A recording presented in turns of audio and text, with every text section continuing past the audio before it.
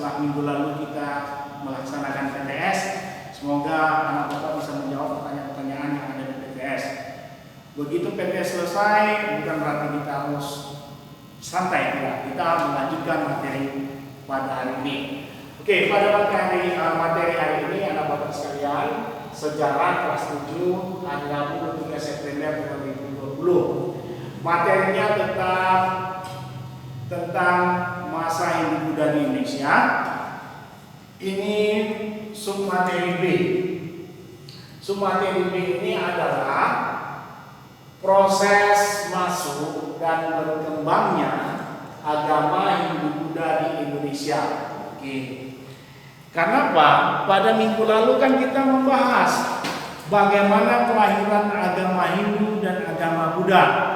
Sehingga kelahiran agama Hindu dan agama Buddha yang ada di India sebelah baratnya Indonesia, mereka agama tersebut berkembang di India, baik Hindu dan Buddha, dan menyebar ke seluruh wilayah benua Asia. Yang kita bahas adalah bagaimana sih agama Hindu Buddha beserta kebudayaannya itu masuk dan berkembang di Indonesia. Siapa yang membawanya? Inilah yang akan kita bahas pada hari ini tentang proses masuknya agama Hindu Buddha itu ke Indonesia. Karena dari sinilah perkembangan agama Hindu Buddha di Indonesia dengan masa-masa kejayaannya yang dibuktikan dengan kerajaan-kerajaan besar yang ada di Indonesia, baik yang bercorak Hindu maupun yang bercorak Buddha. Oke, kita masuk ke teori. Ada beberapa hipotesis atau teori garis miring pendapat para ahli sejarah tentang masuknya agama Hindu Buddha ke Indonesia. Teori itu terbagi menjadi 4 teori. Pertama disebut dengan hipotesis Brahmana. Berarti disebut dengan teori Brahmana yang menyatakan bahwa kaum Brahmana lah yang menyebarkan agama beserta kebudayaan Hindu Buddha ke Indonesia. Berarti pendeta India itu datang ke Indonesia. Begitu datang ke Indonesia, dialah yang menyebarkannya ke seluruh wilayah Indonesia. Itu menurut teori pertama, namanya hipotesis Brahmana. Hipotesis ini didukung oleh G.C. Van Moor. Didukung oleh G.C. Van Moor. Berarti G.C. Van Moor lah yang mencetuskan teori ini. Oke, kita masuk yang kedua, anak-anak saya. Yang kedua namanya hipotesis kesatria. Artinya, hipotesis ini menyatakan bahwa yang menyebarkan dan mengembangkan agama beserta kebudayaan Hindu Buddha di Indonesia adalah kaum bangsawan atau kesatria. Pendukung hipotesis ini adalah C.C. Bird. Berarti C.C. Bird menyatakan ada bangsawan atau ada gelombang kedatangan para kesatria-kesatria dari India, pemeluk agama Hindu Buddha yang datang ke Indonesia. Begitu datang ke Indonesia, mereka menyebarkan agama Hindu Buddha ke Indonesia. Namun, anak bapak pasti akan bertanya, berarti Pak kalau begitu ada kita dikuasai atau bahasa ilmiahnya dijajah atau dikolonialisme oleh India? Maka kalau kita lihat teori ini kan tidak ada, atau kita tidak dukung. Kenapa? Kita tidak pernah merasa dikuasai atau dijajah India. Namun C.C. Bird ini menyatakan teorinya seperti itu. Oke, kita masuk yang ketiga. Namanya hipotesis Weizsäck. Hipotesis ini menyatakan bahwa yang menyebarkan dan mengembangkan agama beserta kebudayaan Hindu-Buddha di Indonesia adalah kaum pedagang. Oke. Bahwa menurut pendukung teori ini adalah N.G. Crow. Menurut Crow, pedagang-pedagang dari India itu datang ke Indonesia. Nah, datang ke Indonesia, mereka datang kan dengan menggunakan sarana darat dan laut. Kalau dia pedagang, tidak seperti masa sekarang, masuk ke satu daerah, pagi, malam bisa pulang. Dahulu kan tidak. Kalau dengan yang namanya jalur darat, berarti mereka menggunakan bantuan binatang dan melewati daratan, berarti berjalan kaki. Memerlukan waktu yang cukup lama. Begitu waktu yang lama mereka melewati pusat-pusat perdagangan ataupun disebut dengan pasar, mereka kan tidak sekejap mata. Mereka minimal berdagang di pajak pasar itu 2 minggu untuk meninggalkan tempat tersebut. Berarti ada masa menginap. Sehingga N.G. Crow menyatakan pada masa menginap inilah para pedagang yang bernuansa agama Hindu dan Buddha memperkenalkan agama dan kebudayaannya. Melalui apa? Cara mereka beribadah dan cara mereka melakukan kegiatan upacara-upacara keagamaan. Jadi dari kegiatan inilah penduduk yang berada di sekitar tempat mereka menginap ini bertanya-tanya, sehingga ada rasa ingin tahu. Dengan rasa ingin tahu inilah mereka belajar tentang agama Hindu-Buddha. Ini menurut N.G. Crow. Nah, menurut N.G. Crow. Jadi kalau anak bapak lihat teori pertama, teori kedua, dan teori ketiga, ini mana yang anak bapak sekalian ibu? Artinya menyatakan teori ini dapat kita terima. Apakah teori 1, teori 2, atau teori 3? Ya, bagus. Berarti teori yang ketiga. Kenapa?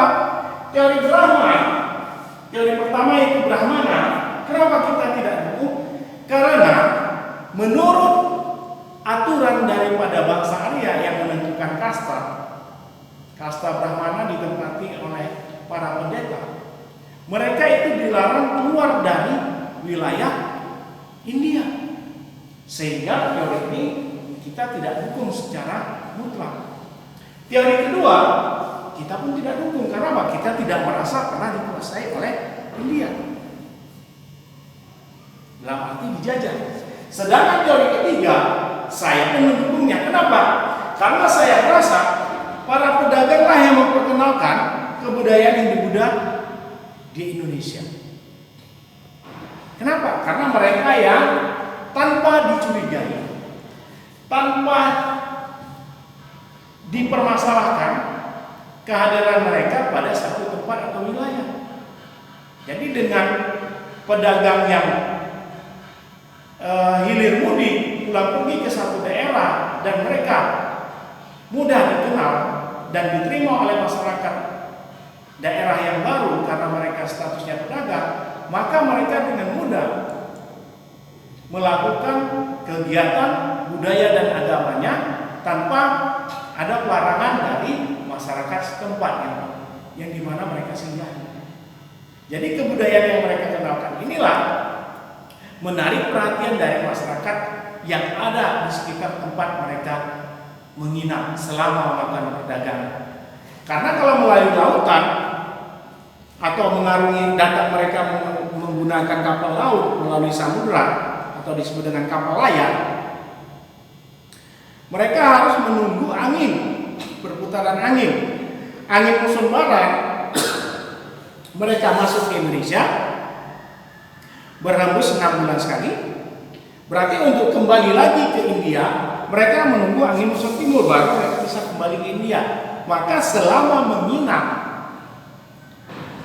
dan selama berdagang di Indonesia, mereka tidak melupakan kewajiban sebagai pemeluk agama dan tidak melupakan kebiasaan atau disebut budayanya. Dari penerapan kebudayaan inilah masyarakat Indonesia merasa ingin tahu apa yang mereka kerjakan dan agama apa yang mereka anut. Oke, yang ketiga. Sedangkan yang keempat, Bapak sekalian, namanya teori arus balik. Apa itu, Pak? Teori ini menyatakan bahwa yang menyebarkan dan mengembangkan agama beserta kebudayaan yang Buddha di Indonesia adalah orang Indonesia sendiri yang belajar di India setelah tamat kembali ke Indonesia dan menyebarkannya. Pendukung teori ini adalah F.D. Bos. Oke, kita lihat. Jadi teori keempat adalah teori arus balik. Begitu masyarakat di Indonesia rasa ingin tahunya tentang agama dan budaya India, maka mereka ikut serta ke India bersama dengan para pedagang asal India, dan mereka belajar agama Hindu-Buddha di India secara langsung. Begitu mereka tamat pembelajaran agama tersebut, mereka kembali ke Indonesia, dan begitu mereka kembali ke Indonesia, mereka menyebarkan agama Hindu-Buddha sampai ke pelosok-pelosok Indonesia. Berarti para pedagang itu hanya di sebagian pusat-pusat perdagangan. Makanya pusat-pusat perdagangan di Indonesia dahulunya itu hanya di sekitar pesisir pantai dan aliran sungai. Sedangkan daerah yang tidak memiliki aliran sungai yang besar, maka jalur perdagangan tersebut tidak pernah disinggahi oleh para pedagang Hindu-Buddha yang berasal dari India. Maka orang Indonesia sendirilah yang menyebarkannya sampai ke pelosok-pelosok wilayah yang tanpa memiliki jalur perdagangan. Maka pendukung teori ini F.D. Bos, sehingga teori yang saya terima dan saya dukung menurut saya, mungkin anak bapak sekalian melihat daripada keterangan dan penjelasan saya, berarti teori ketiga dan teori keempat. Ini yang kita dukung. Kenapa? Karena kita rasa memang benar. Pedagang dan yang kedua masyarakat Indonesia sendiri merasa ingin tahu tentang budaya dan agama yang dianut oleh para pedagang India. Jadi mereka tertarik untuk belajar agama dan kebudayaan tersebut. Oke, mungkin ini penjelasan saya kepada anak bapak sekalian mengenai teorinya. Sedangkan kedatangan para penyebar agama Hindu Buddha ke Indonesia itu dengan dua cara atau dengan dua jalur. Pertama jalur darat. Pertama jalur laut. Jalur laut berarti para pedagang tersebut mengarungi lautan dengan menggunakan kapal berlayar. Berarti kapal-kapal yang menggunakan layar-layar besar, yang dimana layar itu digunakan untuk menampung dorongan angin sehingga mereka mampu berjalan menuju arah yang mereka inginkan. Sehingga kalau jalur laut mereka ketergantungan terhadap perubahan musim hembusan angin. Berarti di saat angin muson barat mereka bisa menuju Indonesia, ingin kembali ke India mereka menunggu angin muson timur. Angin muson barat berhembus dari bulan April sampai Oktober, sedangkan angin muson timur dari November sampai pertengahan April. Ini tentang jalur laut. Dari mana mereka berangkat? Ternyata berangkatnya dari India. Menuju pesisir pantai Myanmar. Dari Myanmar turun pesisir pantai Thailand ke Selat Malaka, yaitu Malaysia. Dari pesisir Malaysia ke Nusantara, nanti Indonesia. Indonesia mereka melalui Laut Cina Selatan menuju Kamboja, dari Kamboja menuju pesisir pantai Vietnam, Vietnam ke Cina, Cina menuju ke utara Korea, dan terakhir ke Jepang. Ini jalur laut tentang persebaran agama Hindu-Buddha di wilayah benua Asia. Berarti kita dilewati, dari kita baru menuju Kamboja, Vietnam, Cina, Korea, dan terakhir Jepang. Itu dengan menggunakan jalur laut. Sedangkan menggunakan jalur darat ini disebut para pedagang sebagai jalur sutra, ya, sebagai jalur sutra.